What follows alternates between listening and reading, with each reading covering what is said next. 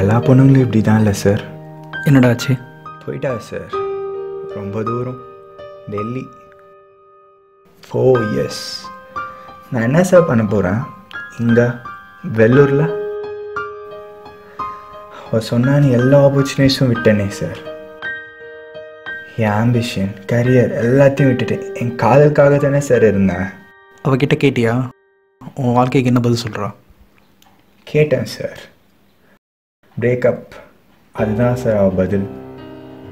அவ்வளோ ஈஸியாக போச்சு இல்லை சார் என் லைஃப். பிரேக்கப், இந்த 2 வார்த்தையை பேஸ் பண்ணி தான் என் லைஃபே இவ்வளோ நாள் இருந்திருக்கு. எனக்கு தெரியவே இல்லை பாருங்களேன்.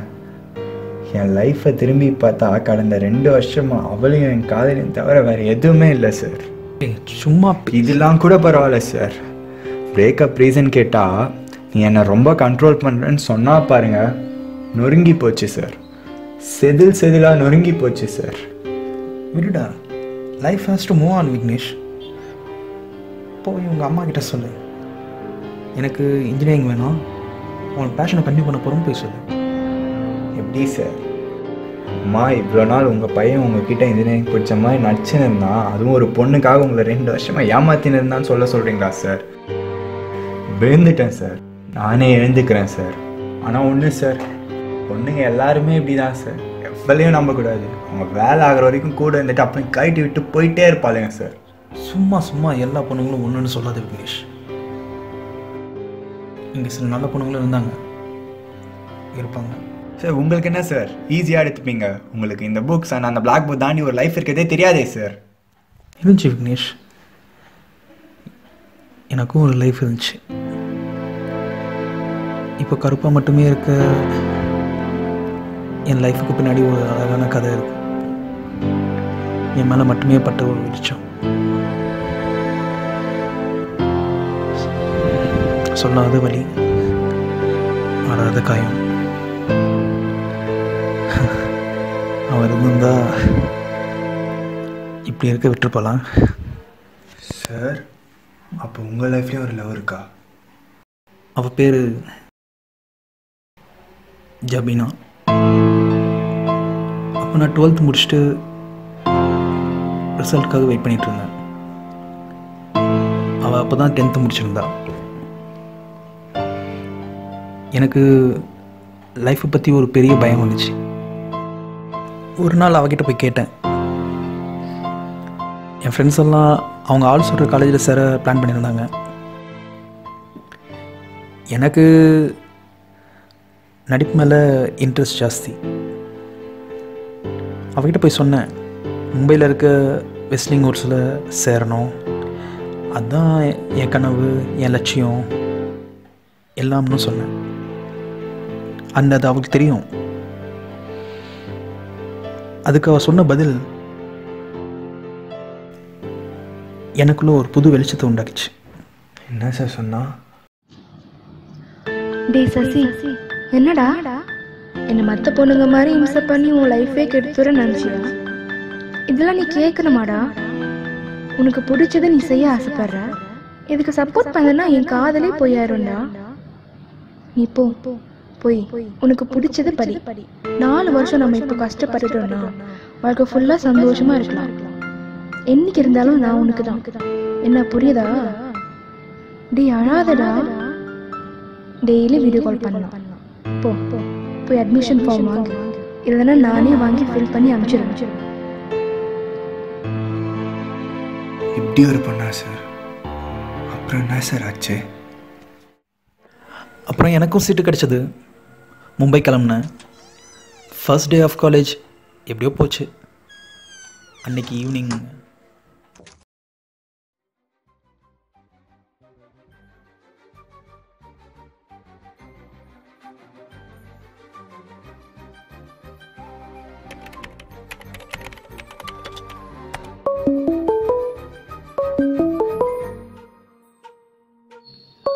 டேய், என்ன ஆன்லைன் வர வச்சுட்டு நீ எங்கடா பார்த்துட்டு இருக்க?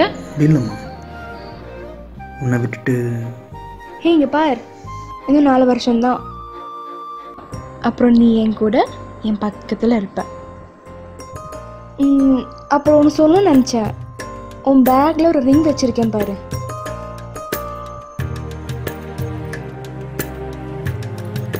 டேய் அந்த ஜிப் இல்லடா, ஃப்ரண்ட் ஜிப் பாரு.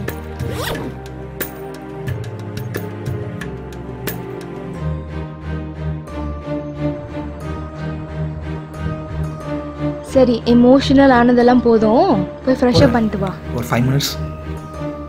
சரிடா, காலேஜ் ஃபர்ஸ்ட் டே எப்படி போச்சு?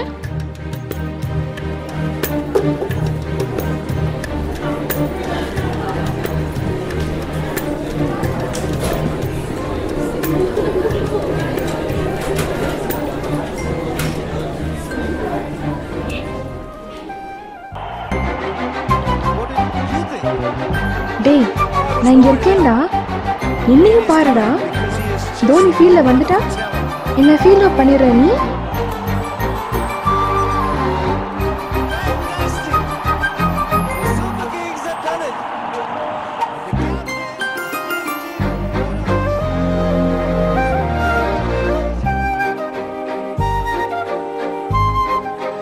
ஹைஃபை.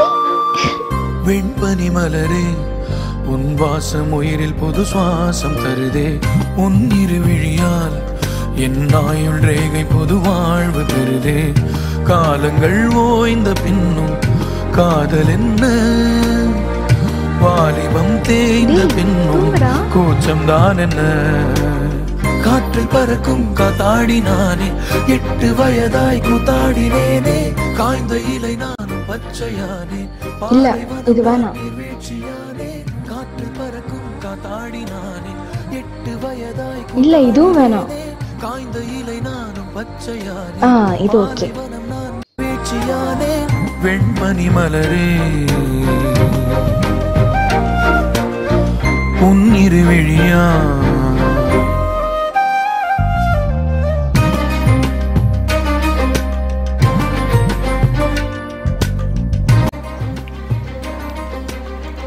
ஹே, இன்னைக்கு நம்ம 5th anniversary. உனக்கு ஒரு சின்ன சர்ப்ரைஸ் இருக்கு, கொஞ்சம் வெயிட் பண்ணு. என்ன சர்ப்ரைஸ்டா? எப்படி இருக்கு? லவ் யூடா. ஹே, இன்னும் 6 months தாண்டி, அப்புறம் நான் அங்க இருப்பேன். ஹே, சொல்லணும்னு நினைச்சேன், ரிங்கு அடிக்கடி கண்ணு கொடுக்குது, ரொம்ப லூஸா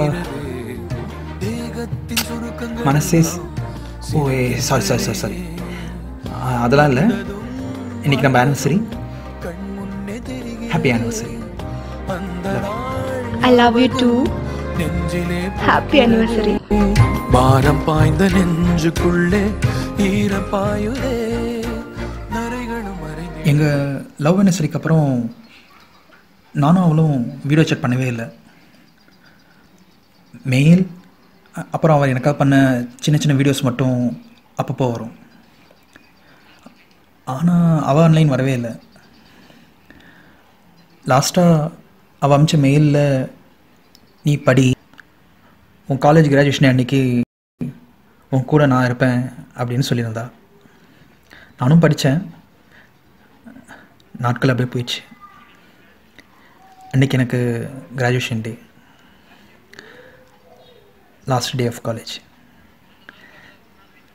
அந்த நாளுக்காக தான் ரொம்ப நாள் வெயிட் பண்ணிகிட்ருந்தேன்.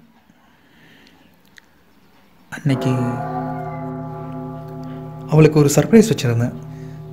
கிராஜுவேஷன் டே அன்னைக்கு அவளை சர்ச்சில் வச்சு வீடியோ சாட்லேயே என்கேஜ் பண்ணிவிட்டு நேரில் சந்திக்கலான்னு இருந்தேன். ஆனால்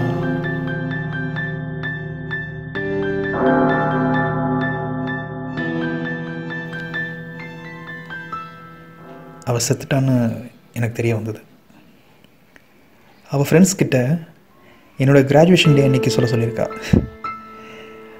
அவகிட்ட இருந்து எனக்கு இத்தனை நாளாக வந்த மெயில்ஸ் அண்ட் மெசேஜஸ் எல்லாமே ஆட்டோமேட்டட். இந்த டைமில் வரணும்னு செட் பண்ணிட்டு போயிருக்கா. பாரு, அவள் சாகும்போது கூட நான் நல்லா படிக்கணும், இதனால் டைவர்ட் ஆகக்கூடாதுன்னு நினச்சிருக்கா. எப்படி மற்ற நாள்லாம் ஆட்டோமேட்டட் மெயில்ஸ் அனுப்பிச்சிருந்தாலோ அதே மாதிரி கிராஜுவேஷன் டே அன்னைக்கு எனக்கு ஒரு வீடியோ மெயில் பண்ணியிருந்தா. என்னை மன்னிச்சிருடா, உன்னை விட்டு போகணும்னு நினைக்கல, கடவுள் என்னை கூட்டிட்டு போறாரு. நான் போகிற எல்லா இடத்துக்கும் நீ வரணும்னு அவசியம் இல்லடா. எப்படி உன் படிப்புக்காக பிரிஞ்சிருந்தோம், இப்போ உன் வாழ்க்கைக்காக பிரிஞ்சிருக்கலாம். 4 வருஷம் வெயிட் பண்ணா போதும் நினைச்சேன். ஆனா ஒரு ஜென்மம் ஃபுல்லா வெயிட் பண்ண வச்சுட்டாரு கடவுள். ஒரு சூரியன் வானத்துல தனியா தான் இருக்கும், ஆனா அது ஜொலிக்கிறது இல்ல. அந்த மாதிரிதான் சசி, எப்பவுமே உன் வெளிச்சமா நான் இருப்பேன். என் ஃபோன் நம்பர், நீ மெசேஜஸ் எல்லாமே அழிச்சிரு. உன் மனசுல இருந்து என்ன அழிச்சிரு. ஓரண்டா உன்னை விட்டு என்ன மன்னிச்சிரு. அப்புறம் ஒரு நாள் அழுதேன், ரொம்ப வலிச்சது. அவள் ஃபோன் நம்பர் டெலீட் பண்ண சொன்னான், டெலீட் பண்ணேன். அவள் அமிச்ச வீடியோஸ் எல்லாம் ஃபார்மேட் பண்ண சொன்னான், ஃபார்மேட் பண்ணேன். ஆனால் அவளையே என் மனசுலேருந்து அழிக்க சொன்ன பாரு, அதுதான் முடியல. இந்த நாள் வரைக்கும் ட்ரை பண்ணிகிட்ருக்கேன், தெரியல, ட்ரை பண்ணி செத்துருவேன்னா. சார் இப்பெல்லாம் பேசாதீங்க சார், மனசே கலங்குது சார். அப்புறம் ஏன் சார் இங்கே ஒரு டீச்சராக இருக்கீங்க, அவங்க ஆசைப்பட்ட மாதிரி ஃபிலிம்ஸ்க்கே போயிருக்கலாம்ல சார். நான் ஃபிலிம்ஸ் போகணுங்கிறது அவள் ஆசை இல்லை விக்னேஷ், என் கூட சேர்ந்து வரதான் அவள் ஆசைப்பட்டா. இந்த ஃபிலிம்ஸ்லாம் வர மாதிரி காதலை தோத்துட்டா லைஃப்பில் சாதிக்கலாங்கிறதெல்லாம் எனக்கு செட் ஆகாது விக்னேஷ். ஏன்னா அவள் என்னை ஏமாத்தலை, நான் தான் 4 வருஷம் கஷ்டப்பட்டா சந்தோஷமாக இருக்கலாம்னு சொல்லி அவளை ஏமாத்திட்டேன். சார் ப்ளீஸ் சார் அழாதீங்க சார். இல்லை இல்லை இல்லை விக்னேஷ், இது எனக்கு பழகி போச்சு. சூரியன் கூட தனியாக தான் இருக்கு வானத்தில், ஆனால் அது ஜொலிக்கிறது இல்லை. அதே மாதிரி தான் விக்னேஷ், நானும் என் லைஃப்பில் தனியாகவே எல்லாத்தையும் ஃபேஸ் பண்ணிட்டு வரேன். ஆனால் உன்ன மாதிரி வாழ்க்கையை தொலைச்சிட்டு லைஃப்பில் தனியாக இருக்க நிறைய பேர் இருக்காங்க. அவங்க எல்லாருக்கும் நான் சொல்லிக்கிறது ஒன்றே ஒன்று தான்.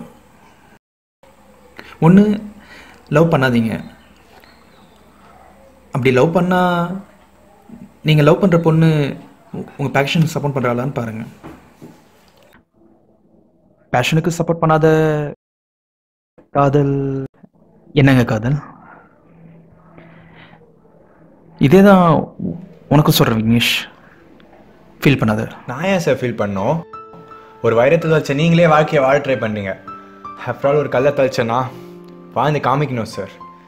இவ எதிர்க்கலாம் செம்மையா கெத்தா பசங்க சார். இன்னிலேருந்து அவள் உங்கள் லைஃப்பில் இல்லை, இன்னிலேருந்து இவன் என் லைஃப்பில் இல்லை, இனி அவள் இல்லை சார். என் கண்ணீருக்கும் காதலுக்கும் ஏற்ற பொண்ணு அவள் இல்லை சார். பொண்ணுங்களால கட்டி விடப்பட்ட பசங்க மொத்த பேரும் இப்படி மாறணும் சார். இது அவள் போட்ட ரிங், இனிமே இதுவும் வேணாம் சார்.